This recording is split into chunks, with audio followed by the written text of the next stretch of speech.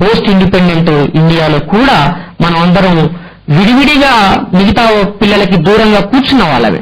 కాబట్టి అంటరాని అవమానాలు అనేవి అందరికీ ఈ దేశంలో ఉన్న ప్రతి ఒక్కరికి సర్వసాధారణం. అదేవిధంగా జోగేంద్రనాథ్ మండల్ కూడా అవమానాల పాలయ్యిండు. అయినా సరే ఆయన 1924లో 10వ తరగతి matriculation with first class pass అయ్యాడు. మెట్రికులేషన్ ఫస్ట్ క్లాస్ పాస్ అయ్యాడు. ఇక్కడ అంటే ఈస్ట్ ఇండియా కంపెనీ ప్రధానంగా ఆపరేట్ అయింది బెంగాల్ నుంచి, మద్రాసు నుంచి, ఢిల్లీ నుంచి. ఈ 3 ప్రాంతాల నుంచి ఈస్ట్ ఇండియా కంపెనీ ఎక్కువగా పనిచేసింది, పరిపాలించింది. ఇక్కడే ఆధునిక భావాలు కూడా ప్రవేశించాయి, ఇక్కడే ఆధునిక ఉద్యమాలు ప్రవేశించాయి, పనిచేశాయి. అందుకే బ్రాహ్మణీయ ఉద్యమము, బ్రాహ్మణ ధర్మాన్ని కాపాడుకోవడం కోసం కూడా ఈ ప్రాంతంలోనే ఎక్కువ ఉద్యమాలు జరిగాయి. మద్రాసు, బెంగాలు, ఈ తర్వాత ఇక్కడ ఈ కర్ణాటక, ఈ ప్రాంతం అంతా కూడా. కారణం ఏంటంటే ఆధునిక వ్యవస్థ మూలంగా, ఆధునిక జ్ఞానం మూలంగా సనాతన ధర్మం దెబ్బతింటుందని చెప్పి తిరిగి మళ్ళీ బ్రిటిష్ వాళ్ళని పంపించేసి మేమే పవర్లోకి రావాలి అనే ఒక ఆరాటం అగ్రవర్ణాలది. ఈ బ్రిటిష్ వాళ్ళు ఉన్నప్పుడే మేము బాగుపడాలి, ఈ బ్రిటిష్ వాళ్ళ నుంచి అధికారం బదలాయించబడితే మాకే రావాలి, అంటే ఈ దేశంలో ఉన్న బౌద్ధులకే అందాలి అనే ఒక ఆలోచనతోటి బ్రాహ్మణీయ వ్యతిరేక ఉద్యమం కూడా ఈ ప్రాంతంలోనే ఎక్కువగా జరిగింది. అట్లా జరుగుతున్నప్పుడు అనార్గనైజ్డ్ గా ఉన్నటువంటి మన ఈ SC ST BC minority sections అన్ని కూడా నెమ్మదిగా ఆర్గనైజ్ కావడం మొదలయ్యాయి. బెంగాల్లో చాలా గొప్ప ఉద్యమాలు జరిగాయి. బెంగాల్లో మొట్టమొదటి వ్యవసాయ కార్మిక ఉద్యమం జరిగింది బెంగాల్లోనే. ఎర్ర జెండా అనేది ఇండియాలోకి ప్రవేశించక ముందు ఎర్ర జెండాని ఈ దేశానికి పరిచయం చేసింది కూడా బెంగాల్ ప్రాంతమే. అంటే అది చికాగోలో జరిగిన రక్తపాతాన్ని చూసి కాదు, ఈ చండాల కులానికి చెందినటువంటి వాళ్ళే ఈ అగ్రవర్ణాలకు చెందిన భూస్వాములకు వ్యతిరేకంగా పోరాటం చేశారు, భూ పోరాటం చేశారు. కనీస వేతనం సమూహం కావాలి అని చెప్పి పోరాటం చేశారు. ఆ పోరాటంలో చనిపోయిన వాళ్ళ గుర్తుగా ఎర్ర జెండాని వాళ్ళు కార్మిక వర్గ పోరాటానికి సింబల్ గా తీసుకోవటం జరిగింది. ఆ తర్వాత చాలా కాలానికి మన దేశంలోకి ఎర్రజెండా వచ్చింది, అంతకుముందు ఎర్రజెండా లేదు. అంతటి ఉద్యమం జరిగినటువంటి ఆ ప్రాంతం నెమ్మదిగా బ్రిటిష్ వాళ్ళు కల్పించినటువంటి ఒక డెమోక్రటిక్ స్పేస్ నుంచి, కలోనియల్ డెమోక్రటిక్ స్పేస్ నుంచి ఆర్గనైజ్ అవ్వడం మొదలుపెట్టింది. అలా ఆర్గనైజ్ కావడం కోసం ఎక్కడికక్కడ చిన్న చిన్న సమూహాలు, ఎప్పుడైనా ఉద్యమం చిన్న చిన్న సమూహాలుగా స్టార్ట్ అవుతుంది. అందుకే little brothers of the poor అని ఒక ఆర్గనైజేషన్ అక్కడ పనిచేసేది. ఆ ఆర్గనైజేషన్ లో జోగేంద్రనాథ్ మండల్ చాలా యాక్టివ్ రోల్ ప్లే చేశాడు. అంటే ఆయన చదువుకునే అప్పటి నుంచే ఈ సమాజంలో ఉన్న ఈ మొత్తం కుల వ్యవస్థని కూలదోయాలని, సమానత్వము, స్వేచ్ఛ ప్రాతిపదికన ఒక అద్భుతమైన సమాజాన్ని నిర్మాణం చేయాలని జోగేంద్రనాథ్ మండల్ చదువుకునే రోజు, అంటే ఇంటర్మీడియట్ స్టేజ్ నుంచే ఆయన పనిచేయడం మొదలుపెట్టిండు. ఆ తర్వాత 1929లో ఆయన BA with first class pass అయ్యిండు. బిఏ పాస్ అయిన తర్వాత 1934లో ఆయన లా కంప్లీట్ చేశాడు. ఇదంతా ఎందుకు చర్చించుకోవాలంటే మిత్రులారా, చదువు అన్ని అవకాశాలు ఉండి కూడా ఈ రోజుల్లో చదువు మానేస్తున్నారు మన వాళ్ళు. ఇది ఇంటర్మీడియట్ లెవెల్లో, డిగ్రీ లెవెల్లో చదువు మానేస్తున్నారు, లేదా పీజీ లెవెల్లో చదువు మానేస్తున్నారు. దానికి కారణాలు ఆర్థిక కారణాలు చెప్తున్నారు. మేము చదువుకోలేకపోవడానికి, ఇంట్లో తిండి లేకపోవడం, డబ్బులు లేకపోవడం అని. కానీ ఇంటి ఆర్థిక పరిస్థితి బాగాలేకపోయినా, తండ్రి చనిపోయి, తాత చనిపోయి, చెల్లెలి భర్త చనిపోయి, ఆమె తన వల్లనే జీవించే పరిస్థితులున్నా అనేక కష్టాలు ఎదుర్కొని ఆయన చదువుకున్నాడు. చదువు ఎక్కడా ఆపేయలేదు.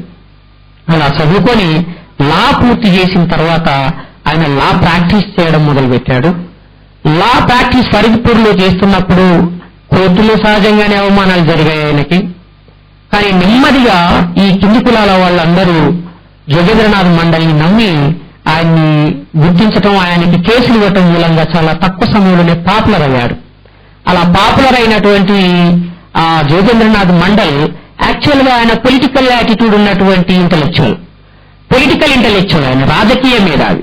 కాబట్టి ఈ కేసులు వాదించటము ఇవన్నీ చాలా చిన్న విషయం. ఎందుకంటే రాజకీయ హక్కులు లేకుండా మన సమాజం ఉంది కాబట్టి, రాజకీయ హక్కులు వస్తే తప్ప మన సమాజం బాగుపడదు కాబట్టి ఆయన రాజకీయ పోరాటం చేయడం మొదలుపెట్టిండు. అందులో భాగంగానే 1937లో బెంగాల్ లెజిస్లేటివ్ అసెంబ్లీకి పోటీ చేశాడు ఆయన. అసలు ఒక అంటరాని వాడు బెంగాల్ లెజిస్లేటివ్ అసెంబ్లీకి పోటీ చేయడమే ఒక అమేజింగ్ విషయం. ఎందుకంటే బెంగాల్లో రాజకీయాలన్నీ అగ్రవర్ణాల చుట్టూ తిరుగుతున్నాయి. లాల్ పాల్ బాల్ మీకు తెలిసిందే, రవీంద్రనాథ్ ఠాగూర్ అందరూ కూడా, అంటే గాంధీ చేసిన రాజకీయాలు, గాంధీ గుజరాత్ని బేస్ చేసుకున్నప్పటికీ ఆయన మేజర్ గా పాలిటిక్స్ చేసింది 2 సిటీస్ లో, ఒకటి పూనా, 2 కలకత్తా. ఈ 2 పట్టణాలని కేంద్రంగా చేసుకొని గాంధీ రాజకీయాలు చేస్తున్నాడు. కాంగ్రెస్ చాలా బలమైన పార్టీ అప్పటికి.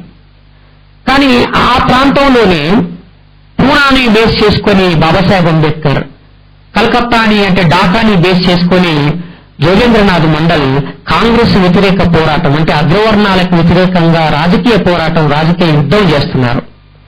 మరి జోగేంద్రనాథ్ మండల్కి ఈ అవకాశం ఎట్లా వచ్చిందంటే బాబాసాహెబ్ అంబేద్కర్ చేసిన పోరాటం మూలంగానే వచ్చింది. బాబాసాహెబ్ అంబేద్కర్ గురించి జోగేంద్రనాథ్ మండల్కి చాలా బాగా తెలుసు. అయితే జోగేంద్రనాథ్ మండల్ మీద మొదట్లో సుభాష్ చంద్రబోస్ ప్రభావం ఉంది. సుభాష్ చంద్రబోస్ కాయస్థ కులానికి చెందినవాడు, కాంగ్రెస్ లో పనిచేస్తున్నవాడు. కానీ కాంగ్రెస్ లో ఉన్నటువంటి అగ్రవర్ణ ఆధిపత్యానికి వ్యతిరేకంగా సుభాష్ చంద్రబోస్ ఇంటర్నల్ స్ట్రగుల్ చేస్తున్నాడు. ఆయన పెట్టిన ఆర్గనైజేషన్ పేరే ఫార్వర్డ్ బ్లాక్, అంటే అగ్రవర్ణాలని అడ్డుకోవడం. ఫార్వర్డ్ అంటే ముందుకొచ్చిన వాళ్ళని, పురోభివృద్ధిలో ఉన్న వాళ్ళని బ్లాక్ చేయడం, ఆపటం. ఫార్వర్డ్ బ్లాక్ ఆపటం అంటే అగ్రవర్ణాలు బ్రాహ్మణులైనటువంటి వాళ్ళు ఈ మిగతా ఈవెన్ కోవట్లను కూడా అంటే టాలరేట్ చేసేవాళ్ళు కాదు వాళ్ళు. అలాంటి సిచ్యువేషన్ ఉన్నప్పుడు ఆయనకి మద్దతుగా చాలాసార్లు జోగేంద్రనాథ్ మండల్ ఉండడం జరిగింది. కానీ ఇంతకన్నా ముఖ్యమైన విషయం ఏంటంటే, ఇండియాకి బ్రిటిష్ గవర్నమెంట్ ఏ కమిషన్ ని నియమించినా ఆ కమిషన్ ని ఏదో ఒక రకంగా కాంగ్రెస్ పార్టీ వ్యతిరేకిస్తూ వచ్చింది. ఉదాహరణకి Southborough commission, Simon commission, Montague Chelmsford commission, ఈ కమిషన్లన్నింటినీ కూడా కాంగ్రెస్ పార్టీ ఏదో ఒక పేరుతోటి వ్యతిరేకిస్తూ వచ్చింది. సైమన్ కమిషన్ ఈ దేశంలోకి వచ్చినప్పుడు Congress party Simon go back అని అన్నది. కానీ బాబాసాహెబ్ అంబేద్కర్ సైమన్ వెల్కమ్ అన్నాడు. ఎందుకు? బాబాసాహెబ్ అంబేద్కరే కాదు, అక్కడ జోగేంద్రనాథ్ మండల్ వెల్కమ్ అన్నాడు, ఇక్కడ పెరియార్ వెల్కమ్ అని అన్నాడు. అదేవిధంగా అక్కడ అచ్యుతానంద్, ఉత్తర భారతదేశంలో యూపీలో అచ్యుతానంద్ వెల్కమ్ అన్నాడు, మంగూరాం కూడా వెల్కమ్ అన్నాడు. కారణం ఏంటి అనంటే, సైమన్ కమిషన్ ఈ దేశంలో 10 సంవత్సరాలుగా అమలు చేసిన బ్రిటిష్ విధానాల మూలంగా ఎలాంటి ఫలితాలు వచ్చాయి, ముఖ్యంగా ఎస్సీ ఎస్టీ బీసీ మైనార్టీలకు ఏ మేరకు లాభం జరిగింది అనేది అధ్యయనం చేసి, ఒకవేళ లాభం జరగకపోతే ఎలాంటి రిఫార్మ్స్ తీసుకొస్తే లాభం జరుగుతుందో స్టడీ చేసి రికమెండేషన్స్ చేయడం కోసం సైమన్ కమిషన్ వచ్చింది. సైమన్ కమిషన్ ని కాంగ్రెస్ పార్టీ వ్యతిరేకించింది. ఎందుకంటే వాస్తవాలు తెలిస్తే, అది బ్రిటిష్ పార్లమెంట్లో ఆ వాస్తవాలు చర్చిస్తే అణగారిన వర్గాలకి ఉపయోగపడే చట్టాలు బ్రిటిష్ పార్లమెంటు చేస్తుంది.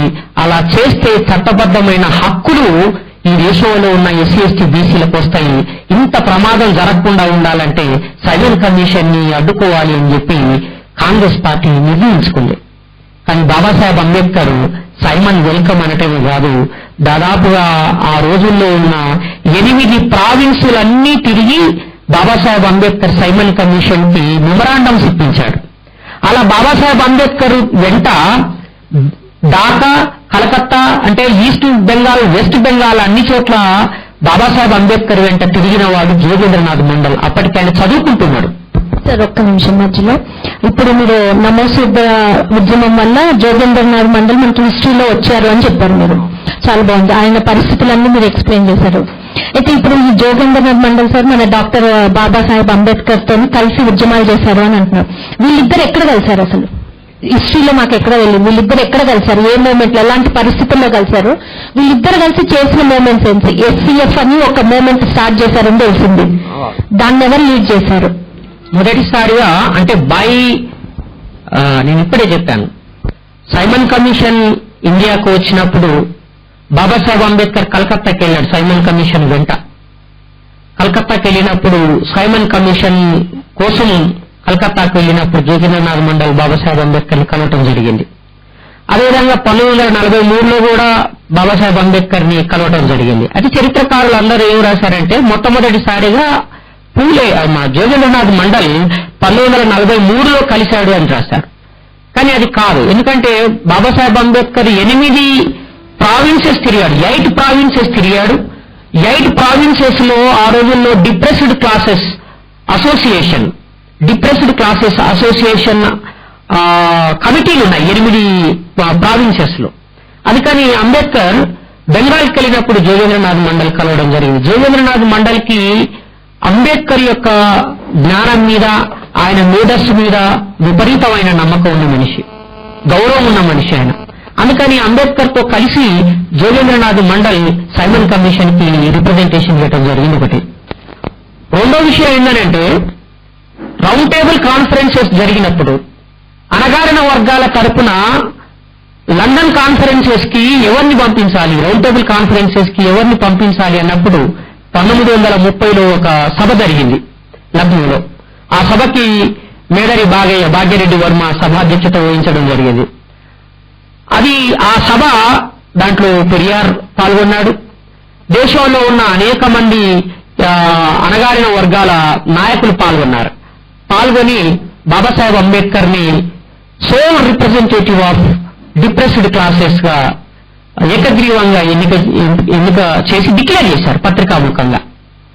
అట్లా రౌండ్ టేబుల్ కాన్ఫరెన్సెస్ కి వెళ్ళినప్పుడు గాంధీ 1931లో చేసిన ప్రకటన, రెండో రౌండ్ టేబుల్ కాన్ఫరెన్స్ లో చేసిన ప్రకటన ఏంటంటే నేనే అణగారిన వర్గాలకి అసలైన ప్రతినిధిని, I'm the representative of untouchables అని రౌండ్ టేబుల్ కాన్ఫరెన్స్ లో చెప్పారు. కానీ బంగ్లాదేశ్ నుంచి, బెంగాల్ నుంచి జోగేంద్రనాథ్ మండల్ వేలాది మందితోటి టెలిగ్రామ్స్ ఇప్పించాడు బ్రిటిష్ వాళ్ళకి. మా ప్రతినిధి బాబాసాహెబ్ అంబేద్కర్, డాక్టర్ అంబేద్కర్ మా అణగారిన వర్గాలకు ప్రతినిధి అని. పెరియార్ అదేవిధంగా టెలిగ్రామ్స్ ఇప్పించాడు. మంగూరాం టెలిగ్రామ్స్ ఇప్పించాడు. వాటన్నింటినీ బ్రిటిష్ వాళ్ళకి చూపిస్తూ బాబాసాహెబ్ అంబేద్కర్ ఏం ప్రకటన చేశాడనంటే గాంధీ నిజంగానే అణగారిన వర్గాలకి నిజమైన ప్రతినిధి అయితే ఆయన దగ్గర ఒక్క ఆధారం అయినా చూపించండి, కానీ నా దగ్గర ఉన్న ఈ టెలిగ్రామ్స్ చూడండి, ఎన్నో వందల వేల టెలిగ్రామ్స్ వచ్చాయి, నేనే అణగారిన వర్గాలకి అసలైన ప్రతినిధిని అని తీసి చూపించడం జరిగింది. కానీ అంబేద్కర్ దగ్గర అన్ని ఎవిడెన్సెస్ ఉన్నాయి, గాంధీ దగ్గర మాత్రం ఒక్క ఎవిడెన్స్ కూడా లేదు. అయినా సరే ఆయన ఏమంటాడంటే నా నైతిక ధర్మం ప్రకారంగా నేనే అసలైన ప్రతినిధిని అంటాడు. అక్కడ చరిత్రలో జరిగిన అనేక విషయాలు చాలా కొత్త వాతావరణాన్ని సృష్టించాలని ప్రయత్నం చేస్తున్నప్పుడు ఆ వాతావరణాన్ని ధ్వంసం చేయడం కోసం గాంధీ, కాంగ్రెస్ ఇద్దరు చాలా కష్టపడి పనిచేశారు. ఈ దేశంలో ఉన్న మెజారిటీ ప్రజలకు వ్యతిరేకంగా నిరంతరం పనిచేశారు కాంగ్రెస్, గాంధీ. అందుకే అంబేద్కర్ రౌండ్ టేబుల్ కాన్ఫరెన్సెస్ లో ప్రధానమైన 4 డిమాండ్లు: 1 వయోజన ఓటు హక్కు, 2 డ్యూయల్ ఓట్స్ అంటే 2 ఓట్లు, 3 సపరేట్ ఎలక్టరేట్స్, 4 అడక్వేట్ రిప్రజెంటేషన్. ఈ 4 హక్కుల్ని అడగడంతో పాటు విద్యా ఉద్యోగ రంగంలో, రాజకీయ రంగంలో, విద్యా ఉద్యోగ రంగంలో జనాభా ప్రాతిపదికన హక్కులు, అధికారాలు అడిగారు. 1932లో బ్రిటిష్ ప్రభుత్వం మెక్డొనాల్డ్ రామ్సే ఆధ్వర్యంలో నాయకత్వంలో ఒక అవార్డు ప్రకటించింది. దాన్ని కమ్యూనల్ అవార్డు అంటారు. ఆ కమ్యూనల్ అవార్డు ప్రకారంగా ఈ దేశంలో ఉన్న ఎస్సీ, ఎస్టీ, బీసీలందరికీ ఓటు హక్కు వచ్చింది. ఓటు వేసే హక్కు, యూనివర్సల్ అడల్ట్స్ ఫ్రాంచైజీ, సార్వత్రిక వయోజన ఓటు హక్కు వచ్చింది.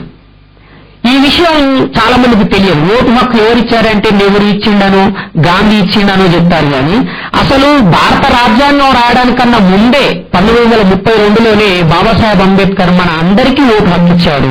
అందరికీ ఓటు హక్కునివ్వడాన్ని వ్యతిరేకించిన వాడు గాంధీ, నెహ్రూ, సర్దార్ వల్లభాయ్ పటేల్, రవీంద్రనాథ్ ఠాగూర్ కూడా.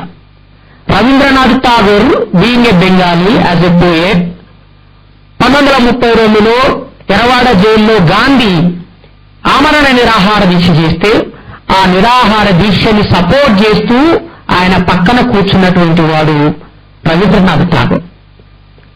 రవీంద్రనాథ్ ఠాగూర్ విశ్వకవి, కానీ ఆ విశ్వంలో దళితులకు చోటు లేదు, ఆ విశ్వంలో అణగారిన వర్గాలకి చోటు లేదు.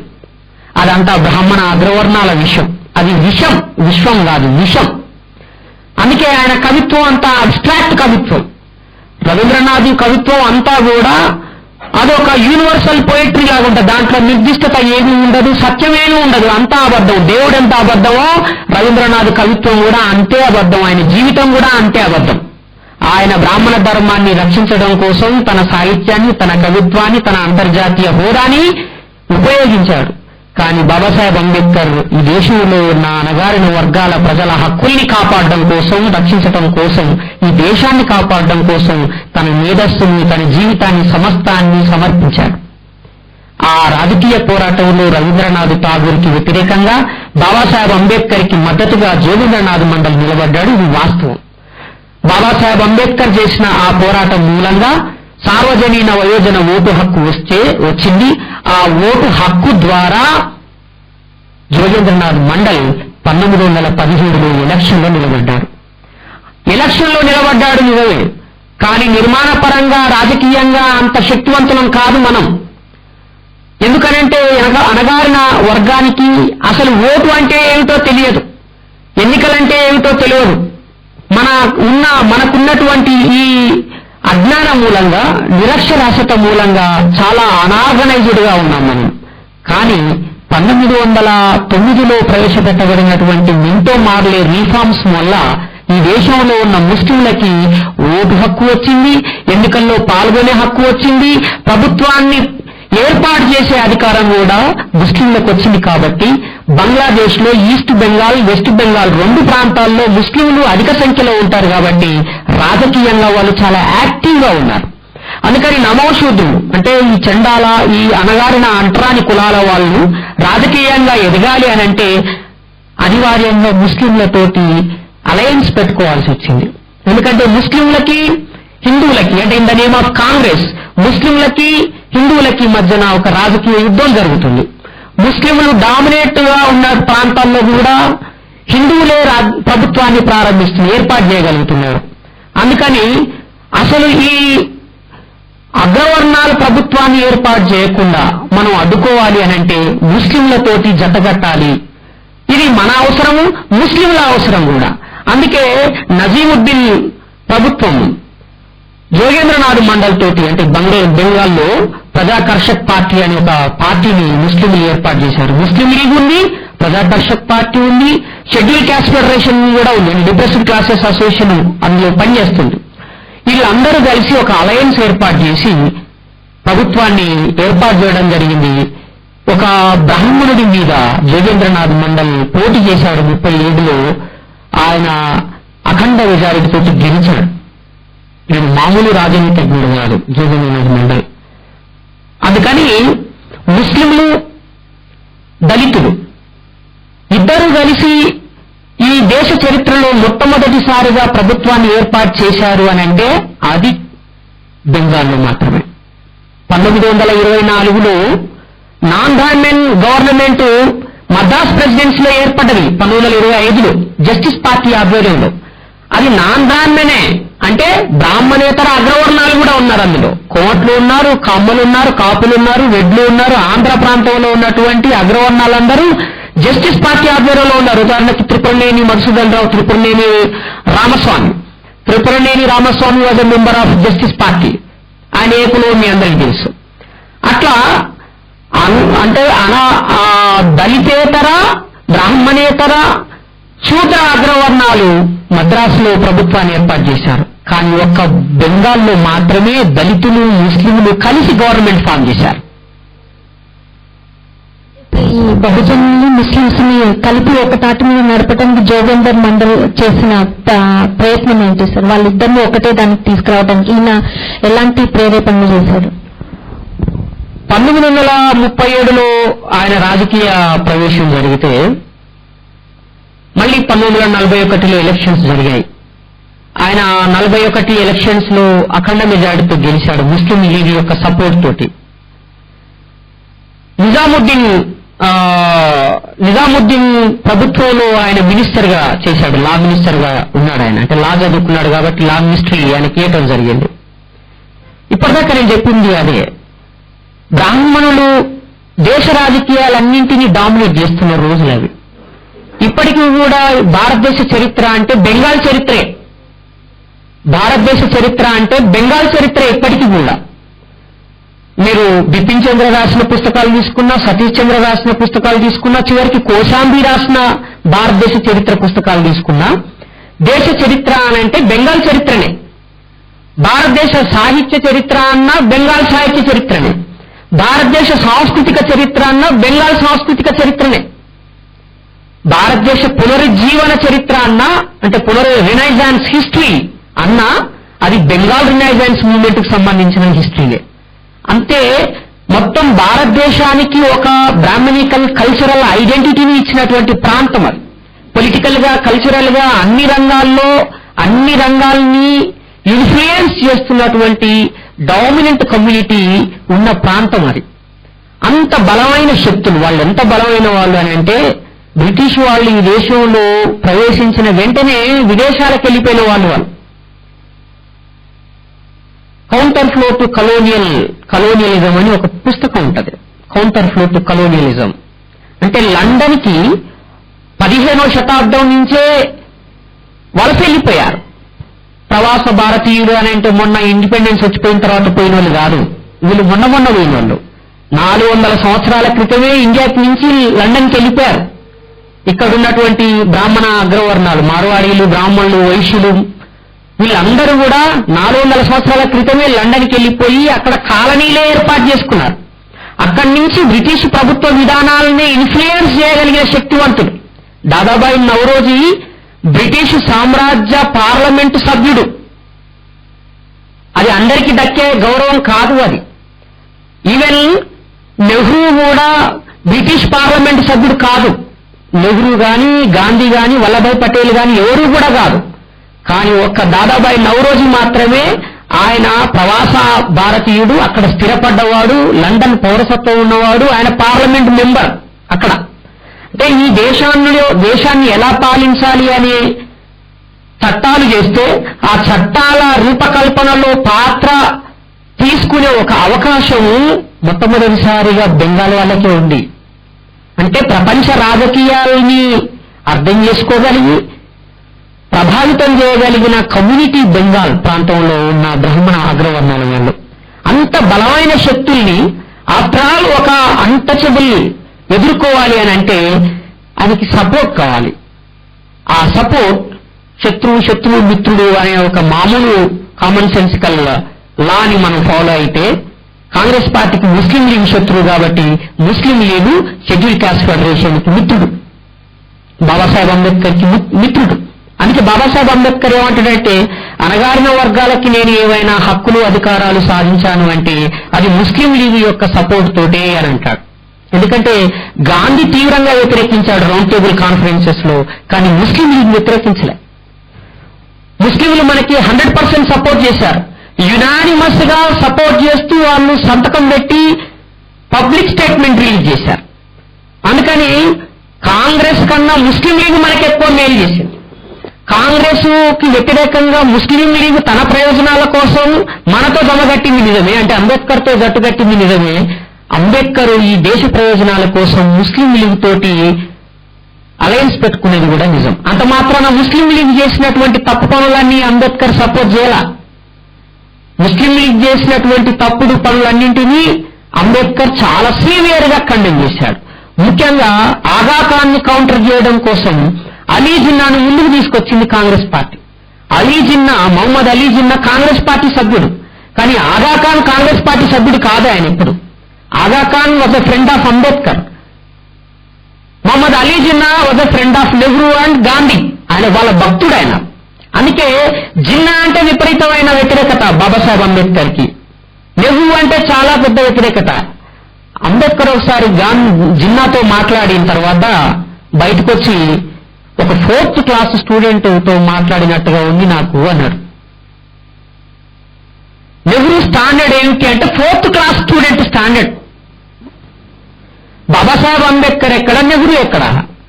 ఏదో కంచాయలే మొన్న రాశాడు, నెహ్రూ బాగా చదువుకున్నాడు, చాలా గొప్ప మీద ఈ లౌకికవాది అది అని రాశాడు. కానీ అవన్నీ ఆయన పొగడ్తలు ప్రశంసలు. వాస్తవం ఏంది? అంబేద్కర్ చెప్పిన స్టేట్మెంట్ ఏమిటి అని అంటే, నెహ్రూ స్టాండర్డ్స్ ఎట్లా ఉన్నాయంటే ఆయన ప్రమాణాలు, ఆయన తెలివితేటలు 4వ తరగతి పిల్లగానిలాగా ఉన్నాయి అన్నాడు. అంటే అంబేద్కర్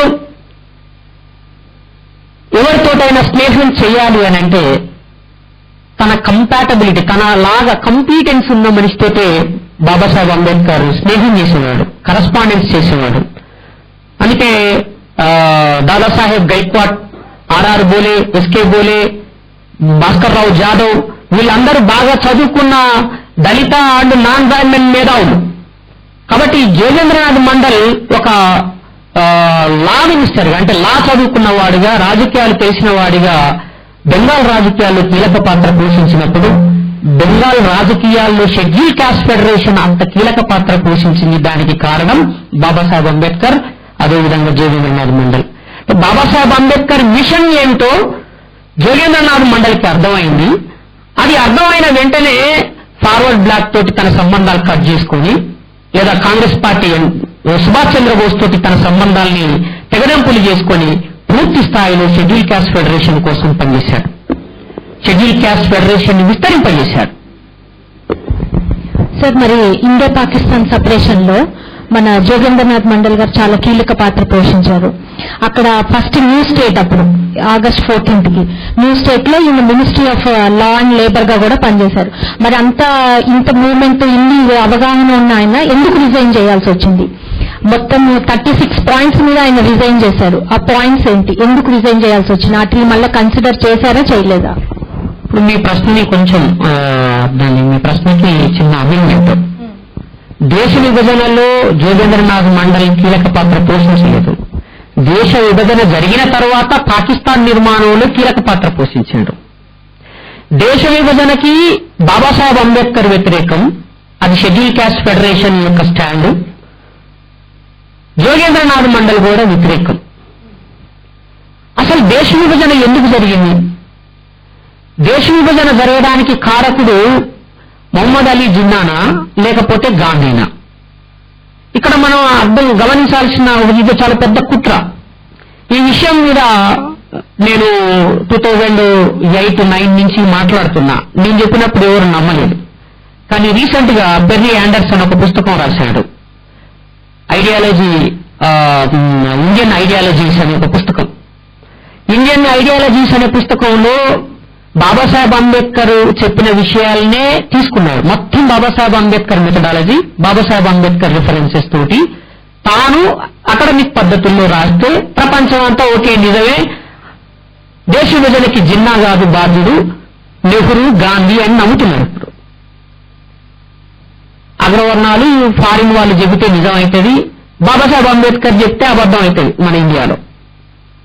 బాబాసాహెబ్ అంబేద్కర్ చాలా క్లియర్ గా పాకిస్తాన్ విభజనని వ్యతిరేకించింది. అసలు పాకిస్తాన్ విభజన, పాకిస్తాన్ అనేదాన్ని ముస్లిం లీగు ఎప్పుడు ఒక దేశం అనే భావనలో చూడలే. ముస్లిం లీగు 1932లో రౌండ్ టేబుల్ కాన్ఫరెన్సెస్ జరుగుతున్నప్పుడు ఒక పాంప్లెట్ రిలీజ్ చేసింది, పాంప్లెట్ వచ్చేసింది, మాకు సపరేట్ పాకిస్తాన్ కావాలి అని. State of Pakistan, Pakistan state. State అంటే 2 అర్థాలు, రాష్ట్రం అనే అర్థం వస్తుంది, రాజ్యం అనే అర్థం వస్తుంది. వాళ్ళు అడిగింది ఏంటి అంటే ముస్లింలు అధికంగా ఉన్న ప్రాంతాన్ని ఒక ప్రావిన్స్ గా తయారు చేసి ఇవ్వండి. ఎందుకంటే సింధ్ కానివ్వండి, బెలుచిస్తాన్ కానివ్వండి, ఇటు వెస్ట్ బెంగాల్, ఈస్ట్ బెంగాల్, ఈ 2 ప్రాంతాలు కూడా, గుజరాత్, ఈ ప్రాంతాలు పాకిస్తాన్, ఈ ప్రాంతాలు ముస్లిం డామినేటెడ్ ఏరియాలు. అయినా సరే కాంగ్రెస్ పార్టీ ప్రభుత్వాన్ని ఏర్పాటు చేస్తుంది. కారణం ఏంటంటే ముస్లింలందరికీ ఓటు హక్కు లేదు. ఒకటి అంటరాని వాళ్ళందరికీ ఓటు హక్కు లేదు. అంటే దేశంలో ఉన్న ఎస్సీ ఎస్టీ బీసీలందరికీ ఓటు హక్కు లేదు బిఫోర్ 1932.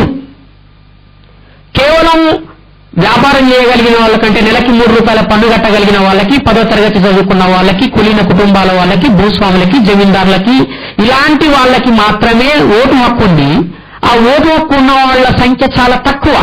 అంటే ముస్లింలే కావచ్చు, కానీ వాళ్ళు నిరుపేదలు, చదువు లేని వాళ్ళు, ట్యాక్స్ కట్టలేని వాళ్ళు, జమీందారులు కాదు, భూస్వాములు కాదు. అందులో కొద్ది మందికి మాత్రమే ఓటు హక్కు ఉంది. ముస్లింలందరికీ ఓటు హక్కు లేదు టిల్ 1932. కానీ ఎక్కువ వ్యాపార రంగంలో ఉన్నది, చదువుకున్నది, కులీన కుటుంబాలకు సంబంధించిన వాళ్ళు ఉన్నది అంతా కూడా అగ్రవర్ణాల వాళ్ళు. అందుకని ఓటు హక్కు అగ్రవర్ణాలకి ఎక్కువగా ఉండడం మూలంగా ప్రభుత్వం ముస్లిం డామినేటెడ్ ఏరియాలో కూడా అగ్రవర్ణాలే ఏర్పాటు చేసేవాళ్ళు ప్రభుత్వాన్ని. అందుకని ముస్లింలు అందరూ ఏమడిగారనంటే, మేము ఎక్కువగా ఉన్న ప్రాంతాల్ని సపరేట్ ప్రావిన్స్ గా చేయండి, మాకు ప్రత్యేకమైన అధికారాలు ఇవ్వండి అనేది వాళ్ళ డిమాండ్. పాకిస్తాన్ స్టేట్ అంటే స్టేట్ అనేది కంట్రీ అనే అర్థంలో కాదు, రాష్ట్రం అనే అర్థంలో వాళ్ళు 1932లో అడిగారు. కానీ బ్రిటిష్ వాళ్ళు ఈ దేశాన్ని వదిలేసి వెళ్ళిపోవాలని నిర్ణయించుకున్నారు. వాళ్ళు 1942లో ఒక ప్రకటన చేశారు, కొత్త రాజ్యాంగం రాయటం కోసం ఒక ప్రకటన చేశారు. క్రిప్స్ కమిషన్ అదంతా వచ్చినది పెద్ద చరిత్ర. అప్పుడు బ్రిటిష్ వాళ్ళని ముస్లిం లీగ్ అడిగింది ఏంటంటే, ముస్లింలు డామినేట్ చేస్తున్న ఏరియాలకి ప్రత్యేకమైన రాష్ట్రంగా ఏర్పాటు చేయాలి, ప్రత్యేక అధికారాలు ఉండాలి, ముఖ్యంగా మత విషయాల్లో ప్రభుత్వం జోక్యం చేసుకోకూడదు, అదేవిధంగా ముస్లిమేతరులు కూడా జోక్యం చేసుకోకూడదు, కరెన్సీని నిర్వహించుకోవడంలో, అధికారాలని నిర్వహించుకోవడం అంటే న్యాయ సంబంధిత విషయాల్లో కూడా మాకే అధికారాలు ఉండాలి అని ముస్లిం లీగ్ డిమాండ్ ఒక 22 డిమాండ్లని బ్రిటిష్ వాళ్ళ ముందట పెట్టింది. ఆ డిమాండ్లని బ్రిటిష్ వాళ్ళు ఒప్పుకోలేదు. అంబేద్కర్కి వ్యతిరేకంగా కాంగ్రెస్ ఒప్పుకున్నది, గాంధీ ఒప్పుకున్నాడు ఆ డిమాండ్లని. కానీ అంబేద్కర్ కూడా ఆ డిమాండ్స్ ని ఒప్పుకోలేదు ఒక దశలో. మిత్రులారా, పాకిస్తాన్ అనే డిమాండ్ బ్రిటిష్ వాళ్ళ ముందు ఎవరు పెట్టారు అని అంటే, ముస్లింలు పెట్టడానికి ఒక నేపథ్యం ఉన్నది. ముస్లింలు ఒక ప్రశ్న అడిగారు, అంబేద్కర్ కూడా అదే ప్రశ్న అడిగారు. ఒకవేళ మీరు ఈ దేశాన్ని వదిలేసి వెళ్ళిపోతే అధికారం ఎవరికి అప్పచెప్తారు? అధికారం అగ్రవర్ణాలకు ఇస్తే మాకు అన్యాయం జరుగుతుందని అంబేద్కర్, బాబాసాహెబ్ అంబేద్కర్ అంటే ఎస్సీ ఎస్టీ బీసీలు, భాస్కర్రావు జాదవ్ బీసీల తరఫున, మిగతా వాళ్ళందరూ కూడా బ్రిటిష్ వాళ్ళని డిమాండ్ చేస్తున్నారు మా వాటా ఏందో చెప్పాలి అని. అదేవిధంగా ముస్లిం లీగ్ కూడా ఇప్పటి వరకు అన్ని ప్రావిన్సుల్లో కాంగ్రెస్ పార్టీ గవర్నమెంట్ ఫామ్ చేసింది, మా ముస్లింలకు అన్యాయం చేసింది. గాంధీని మేము నమ్మితే గాంధీ మా మెడబోస్తున్నాడు కాబట్టి మాకు సపరేట్ స్టేట్ ఇవ్వాలి, లేదా ఈ దేశాన్ని ఏబిసిడి అని 4 కేటగిరీలుగా చేయాలి. ముస్లింలు డామినేట్ గా ఉన్నటువంటి భాగాల్ని, ప్రాంతాల్ని కొన్ని కేటగిరీలుగా ఐడెంటిఫై చేసి ఆ కేటగిరీలకి ప్రత్యేకమైన అధికారాలు ఉండాలి అని అన్నారు. బ్రిటిష్ గవర్నమెంట్ దాన్ని యాక్సెప్ట్ చేసింది. దాన్నే క్యాబినెట్ మిషన్ ప్లాన్ అని అంటారు. ఈ క్యాబినెట్ మిషన్ ప్లాన్ లో ముస్లింలకి ఎక్కువగా అధికారాలు ఉంటే ఆ ప్రాంతంలో ఉన్న అణగారిన వర్గాల పరిస్థితి ఏంటి అనేది అంబేద్కర్ యొక్క ఆలోచన. అందుకని అంబేద్కర్ క్యాబినెట్ మిషన్ ప్లాన్ ని వ్యతిరేకించారు. ముస్లింలు ఎక్కువగా ఉన్నారు ఢాకాలో, కలకత్తాలో, అంటే ఈస్ట్ బెంగాల్, వెస్ట్ బెంగాల్లో. At the same time around 20-30% అణగారిన వర్గాల వాళ్ళు ఉన్నారు. మరి వాళ్ళ హక్కుల మాట ఏమిటి? మీరు కేవలం ముస్లింలనే కన్సిడర్ చేస్తే మాకు అన్యాయం జరుగుతుంది కదా అనేది జోగేంద్రనాథ్ మండల్ యొక్క ప్రపోజల్, అంటే డిమాండ్, బాబాసాహెబ్ అంబేద్కర్ యొక్క డిమాండ్. ఇందుకే క్యాబినెట్ మిషన్ ప్లాన్ ని యాక్సెప్ట్ చేయలేదు అంబేద్కర్. ఇంకోటేంటి, క్యాబినెట్ మిషన్ ప్లాన్ ఏమన్నది అని అంటే, పార్టీలకి, రకరకాలైన పార్టీలకి వాళ్లకు వచ్చిన ఓట్ల ప్రాతిపదికన మేము రాజ్యాంగ సభలోకి ప్రవేశం కల్పిస్తాము. అంబేద్కర్ అన్నది ఏమిటంటే, ఓట్ల ప్రాతిపదికన ప్రవేశం కల్పించడం కాదు, రిప్రజెంటేషన్ ఇవ్వడం కాదు, జనాభా ప్రాతిపదికన రిప్రజెంటేషన్ ఇవ్వాలి. అప్పుడు బ్రిటిష్ వాళ్ళు అన్నది ఏంటంటే, అణగారిన వర్గాలకి 1 సీట్ ఇస్తాము. బాబాసాహెబ్ అంబేద్కర్ ఏమంటాడు, 6% కూడా లేని ముస్లింలకేమో మీరు 12 సీట్లు ఇచ్చారు, సిక్కులకి మాలో సగం కూడా లేని సిక్కులకి 6 సీట్లు ఇచ్చారు, మొత్తం దేశ జనాభాలో 15% ఉండే అంటరాని వాళ్ళకి మాత్రం 1 సీట్ ఇస్తా అంటున్నారు. ఇది ఏ రకమైన డెమోక్రసీ? ఇది ఏ రకమైన న్యాయం అని బాబాసాహెబ్ అంబేద్కర్ అడిగారు. వాళ్ళు అన్నారు, కాంగ్రెస్ పార్టీ ఒప్పుకోవట్లేదు, గాంధీ ఒప్పుకోవట్లేదు, కాబట్టి మీకు ఒకటే ఇస్తాము. గాంధీ స్టేట్మెంట్ ఏమిటి? గాంధీ స్టేట్మెంట్ ఏమిటి అని అంటే, అసలు రాజ్యాంగ సభలోకి అంబేద్కర్ ని రానిచ్చే ప్రసక్తే లేదు, ఆయనకి తలుపులు తెరవడం కాదు కదా, కనీసం కిటికీలు కూడా తెలిసిలేవు, కిటికీలు కూడా బంద్ పెట్టాము, మూసేశాము అని చెప్పి ప్రకటించారు. సో రాజ్యాంగ సభ ఏర్పాటు చేయాలి అని అన్నప్పుడు అధికారంలో మా వాటా ఏంటి అనేది బాబాసాహెబ్ అంబేద్కర్, జోగేంద్రనాథ్ మండల్ డిమాండ్. అప్పుడు లార్డ్ వావెల్ చేసిన ప్రకటన, దేశాన్ని మేము మీకు అప్పగించిపోతే అధికారంలో హిందువులకి, ముస్లింలకి, ఎస్సీ ఎస్టీ బీసీలకి సమాన అధికారం ఉంటది అని ప్రకటించాడు. సమానమైన వాటా ఉంటది అధికారంలో. అంటే ఎస్సీ ఎస్టీ బీసీలు ముస్లింలు అగ్రవర్ణాలు. ఈ ఎస్సీ ఎస్టీ బీసీ ముస్లింలు అలయన్స్ పెట్టుకుంటే అగ్రవర్ణాలు మైనారిటీ అయిపోతారు. అగ్రవర్ణాలు మైనారిటీ అయిపోతే రాజ్యాంగ సభ కంప్లీట్ గా మనకి అనుకూలంగా తయారైతుంది. హక్కులు, అధికారాలు టోటల్ ఎంటైర్ ఈ దేశమే ఈ బహుజనుల చేతుల్లోకి పోతుంది. అంటే అధికారం లేకుండా అయిపోతారు అగ్రవర్ణాల వాళ్ళు. అగ్రవర్ణాలు అధికారం లేకపోతే ఒక్క గంట కూడా బతకలేరు. ఒక రోజు కూడా కాదు, ఒక గంట కూడా బతకలేరు. అధికారం ఉంటేనే వాళ్ళు బతుకుతారు. ఇవ్వలేకపోయినా బతుకుతారు, వాళ్ళు డబ్బు లేకపోయినా బతుకుతారు. కానీ అధికారం లేకపోతే బతకలేరు. అలాంటిది అధికారం అణగారిన వర్గాల చేతుల్లోకి వస్తుంది అనంటే గాంధీ ఎందుకు ఒప్పుకుంటాడు, నెహ్రూ ఎందుకు ఒప్పుకుంటాడు? అగ్రవర్ణాలు ఒప్పుకోలేదు. అందుకని క్యాబినెట్ మిషన్ ప్లాన్ మార్చేస్తాము అని అన్నారు. 1946లో లార్డ్ వావెల్ ప్రకటన చేసినప్పుడు అధికారంలో వాటా వీళ్ళకు ఉంటది అని ప్రకటన చేసినప్పుడు ముస్లిం లీగు పత్రికాముఖంగా అధికారికంగా సంతకం పెట్టింది. మాకు ప్రత్యేక దేశం అవసరం లేదు, ప్రత్యేక రాష్ట్రం అవసరం లేదు, క్యాబినెట్ మిషన్ ప్లాన్ ని మేము యాక్సెప్ట్ చేస్తున్నాము, ఇండియాలోనే కలిసి ఉంటాము అని సంతకం పెట్టారు. భాస్కర్ రావు జాదవ్ బీసీల తరపున సంతకం పెట్టాడు.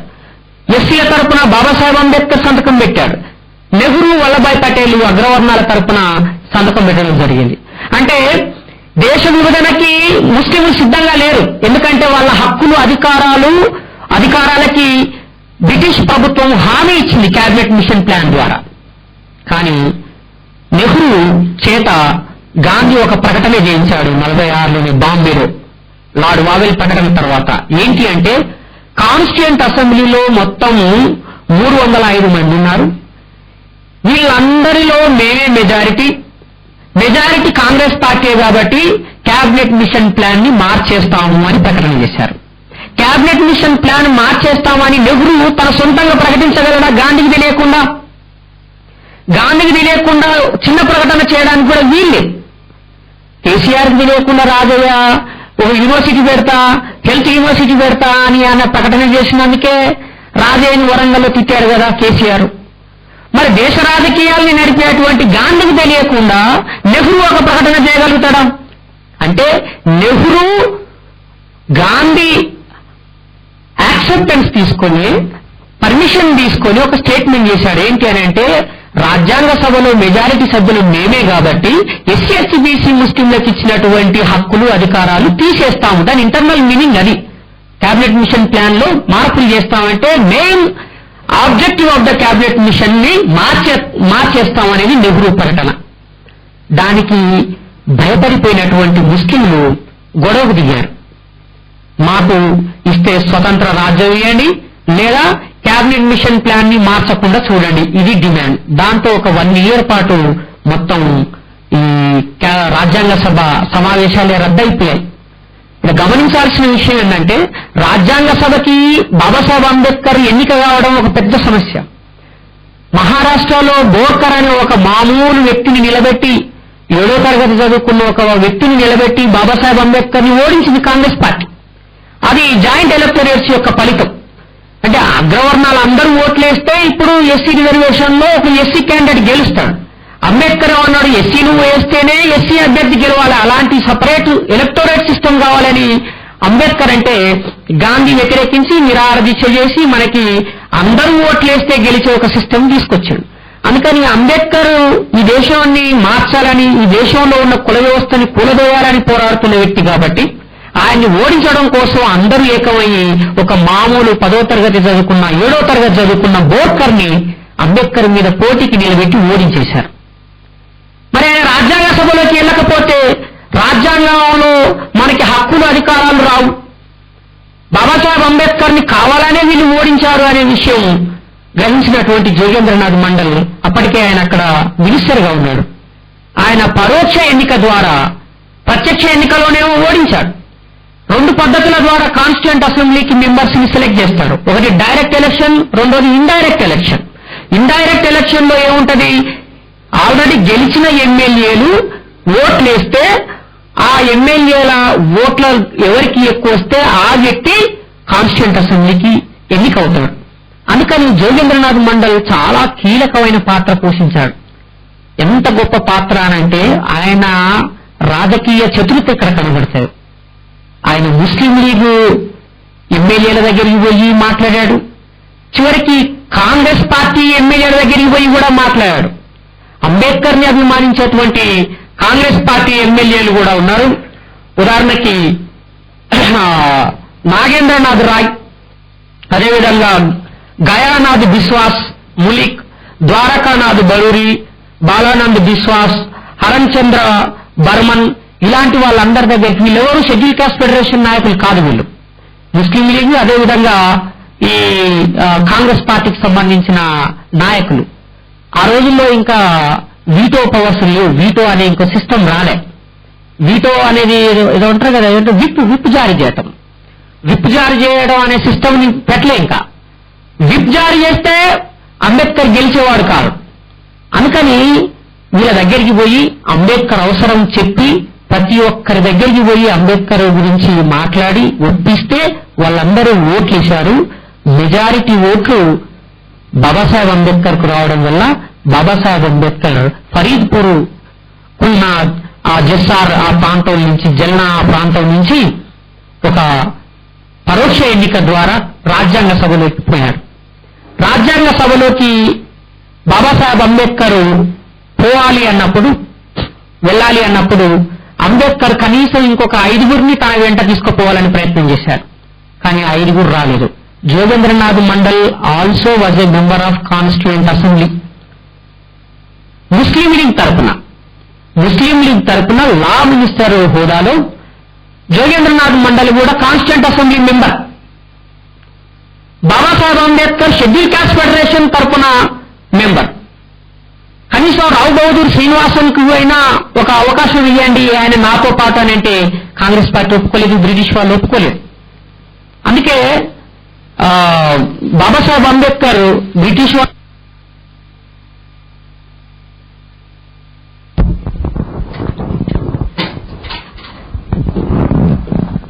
బ్రిటిష్ వాళ్ళ దగ్గరికి, బ్రిటిష్ పార్లమెంట్ దగ్గరికి వెళ్లి చర్చిలతో చాలా తీవ్రంగా చర్చించాడు. మీరు అధికారాన్ని అప్పగించి వెళ్ళిపోతే మాకు అన్యాయం జరుగుతుంది అని.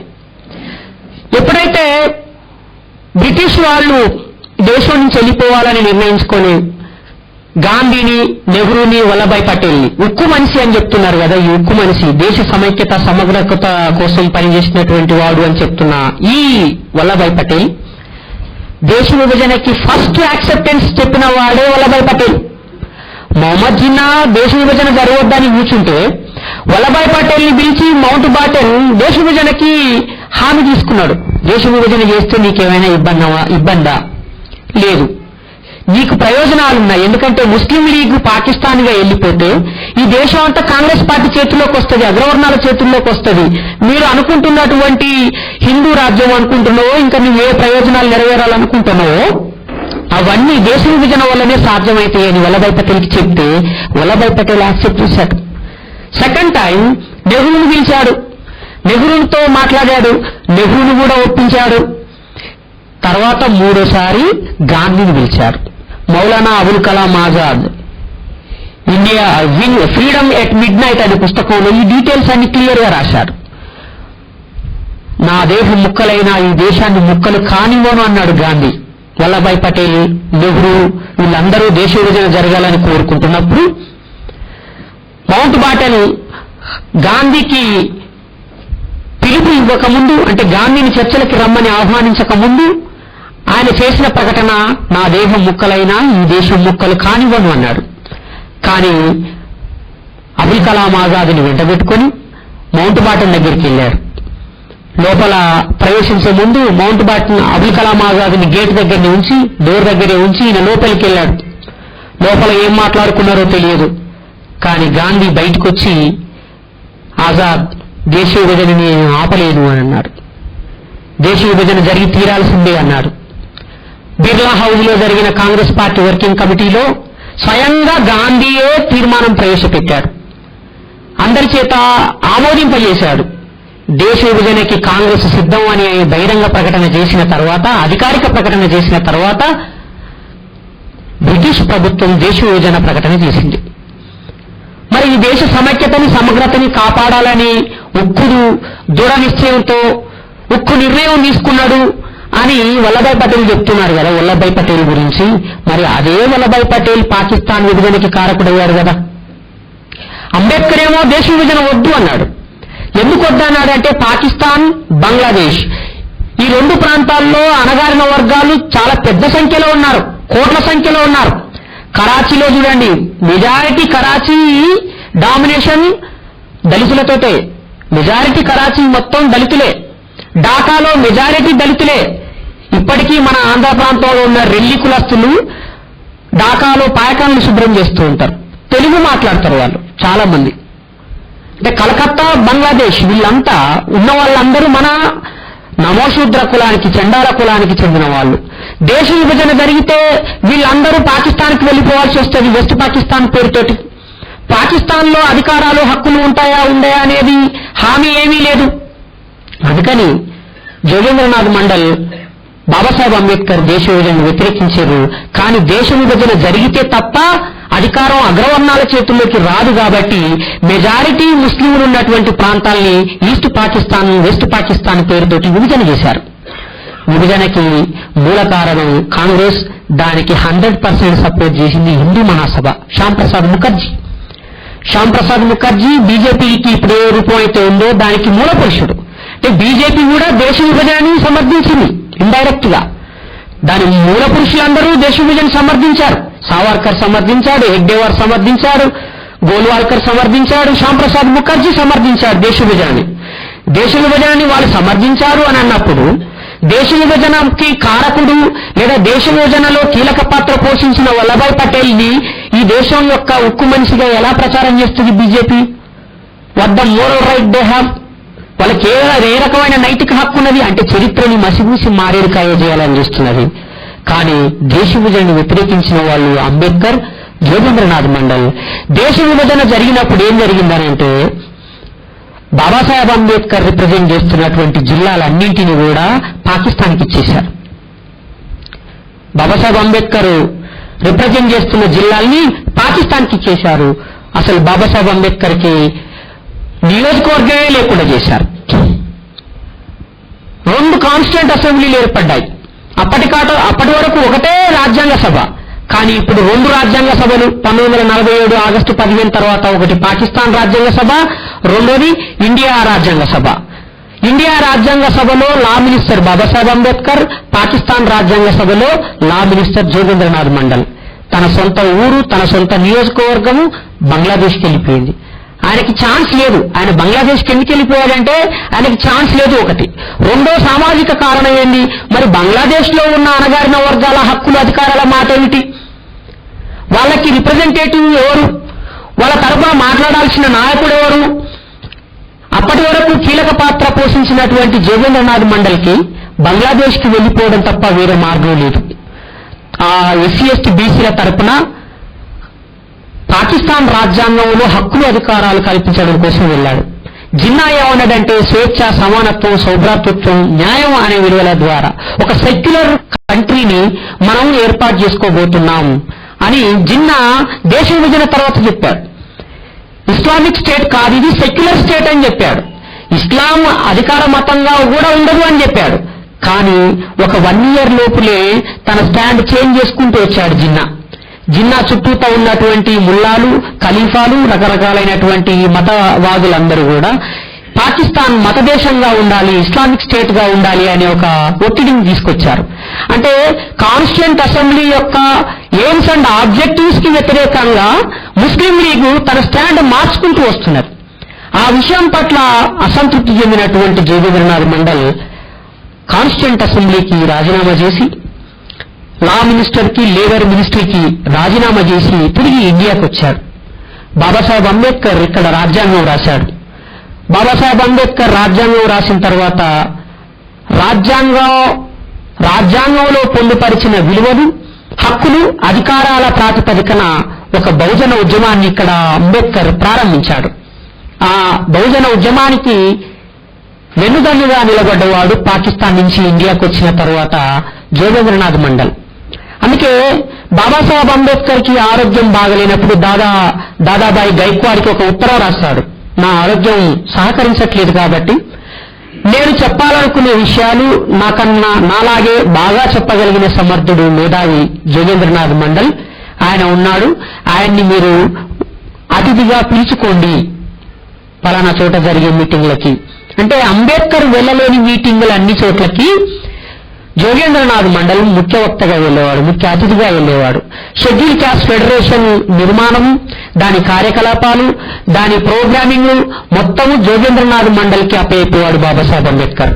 అంటే బాబాసాహెబ్ అంబేద్కర్ కి అంత నమ్మకం జోగేంద్రనాథ్ మండల్ యొక్క ఇంటలెక్చువల్ అండ్ పొలిటికల్ క్యాలిబర్ మీద అని అడగబోతున్నారా.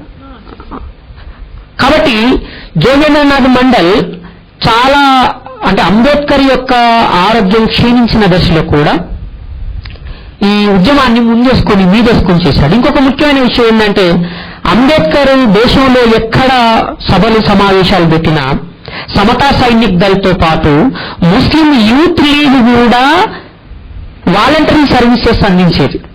ముస్లిం యూత్ లీగ్ బంగ్లాదేశ్ లో, బెంగాల్లో ఆయన మీటింగ్స్ పెడితే, ఢాకాలో, కలకత్తాలో మీటింగ్స్ పెడితే సెక్యూరిటీ మెజర్మెంట్స్ అన్ని కూడా ముస్లిం యూత్ లీగ్ చూసుకునేది, సమతా సైనిక్ దళ్ చూసుకునేది. అట్లా ముస్లింలతోటి, అదేవిధంగా బీసీలతోటి, ట్రైబ్స్ తోటి, అందరితోటి ఒక అలయన్స్ ఏర్పాటు చేసుకొని అసలైన కాంగ్రెసేతర, అగ్రవర్ణేతర బహుజన రాజకీయాల కోసం అంబేద్కర్ తో పాటు కలిసి పనిచేసినటువంటి వాడు. అంబేద్కర్ కన్నా 13 సంవత్సరాలు చిన్నవాడు. అంబేద్కర్ 1956లో చనిపోతే ఈయన 68లో చనిపోయాడు జోగేంద్రనాథ్ మండల్.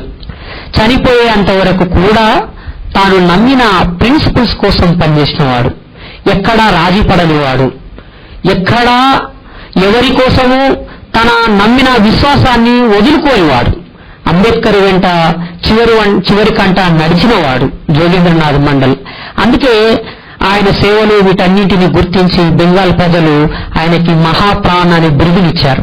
మహాప్రాణ్ అంటే మహానుభావుడు. బాబాసాహెబ్ అంటే ఎట్లాంటి గౌరవమో, మహాత్మా జ్యోతిరావు పూలే మహాత్మా అంటే ఎలాంటిదో అలాంటి అర్థమే మహా ఆత్మ, మహాప్రాణ్. సో అలాంటి ఒక గొప్ప గౌరవాన్ని అందుకున్నవాడు జోగేంద్రనాథ్ మండల్. సార్ ఇప్పుడు మహాప్రాణ్ అని చెప్పారు. ఇట్లాగే నేను కొత్తగా వస్తున్నాను ఈ శాంతి చక్రాకి. అయినా సరే ఎన్నో మన బహుజనులకి ఎంతో మంది సోషల్ రిఫార్మ్స్, ఇంతమంది ఎన్నో మూవ్మెంట్స్, ఉద్యమాలు ఎన్నో చేసి మనందరికి ఈ రోజు ఈ ఫెసిలిటీస్ ని మనకి ఇవ్వగలిగితే వీఆర్ ఎంజాయింగ్ దెమ్. మరి వీళ్ళు ఇంత కష్టపడ్డ వాళ్ళు చరిత్రలు ఎందుకు లేకుండా వెళ్ళిపోయారు? జ్యోతిరావు పూలే చూడండి లేరు, సావిత్రిబాయి పూలే చూడండి లేరు, అంబేద్కర్ సార్ని అసలు ఎవరు ఓన్ చేసుకోవడానికి రెడీ లేరు. మరి జోగేంద్రనాథ్ మండల్ గారు ఈ రోజు మహాప్రాణం బిరుదుతోని డాక్టర్ అంబేద్కర్ సార్తో ఇంత తిరిగి కూడా ఆయన చరిత్రలో ఎక్కడా లేరు. మాకు ఇప్పుడు మీరు చెప్పేంత వరకు కూడా ఈయన గురించి ఎక్కడా మేము చూడలేదు, వినలేదు. చరిత్ర 2 రకాలుగా ప్రచారం చేయబడుతుంది.